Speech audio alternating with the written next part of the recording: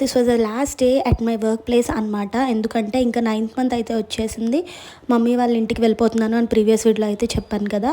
So అలానే ఈరోజు అయితే మెటర్నిటీకి అప్లై చేసేసి వెళ్ళిపోదామని చెప్పి అయితే వచ్చాను. బ్రేక్ఫాస్ట్ అయితే ఎప్పుడు ఆఫీస్లోనే చేస్తా.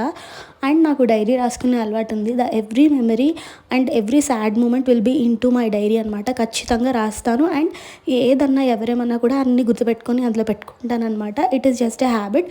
ఎవరికైనా ఉండుండొచ్చు, అలా నాకు కూడా ఉంది. ఇంకా 6 మంత్స్ మెటర్నిటీ లీవ్కి అయితే అప్లై చేసేసాను కదా. అంటే అప్లై అయితే చేశాను, కానీ నాకైతే అంత ఇంట్రెస్ట్ లేదు. వై? బికాజ్ నాకు మా హస్బెండ్కి అయితే ఒకటే ఉండేది, ఎందుకు మనం తొందరపడి లీవ్ని అప్లై చేసుకోవాలి, మనకు బాగున్నంత వరకు వెళ్తేనే మంచిది కదా అని చెప్పి మా హస్బెండ్ కూడా అనేవారు. నీకు ఎంత బాగుంటే అంతవరకు వెళ్ళు, ఈవెన్ 9th మంత్ అయినా కూడా పర్వాలేదు వెళ్ళు అని చెప్పి అయితే నన్ను ఎంకరేజ్ చేశారు. కానీ మనం ఎలా ఉన్నా సరే మన పేరెంట్స్ అయితే ఒప్పుకోరు కదా. అట్లాగా నాకైతే ఒప్పుకోలేదు. ఎందుకు ఇంకా అంత అవసరం ఏం లేదు, అసలు 8th మంత్ వరకు చేయడమే చాలా ఎక్కువ అని చెప్పని అన్నారు.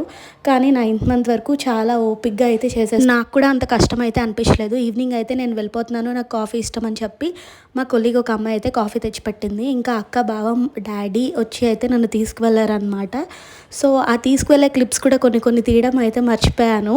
మంచిగా అనిపించింది మమ్మీ వాళ్ళ ఇంటికి వెళ్ళిపోతున్నాను. హ్యాపీనెస్ అనేది అమ్మ వాళ్ళ ఇంటికంటే ఊరికే వచ్చేస్తుంది కదా. I was so happy while going. ఎప్పుడు వెళ్తాను అనేటట్టే అనిపించింది నాకైతే.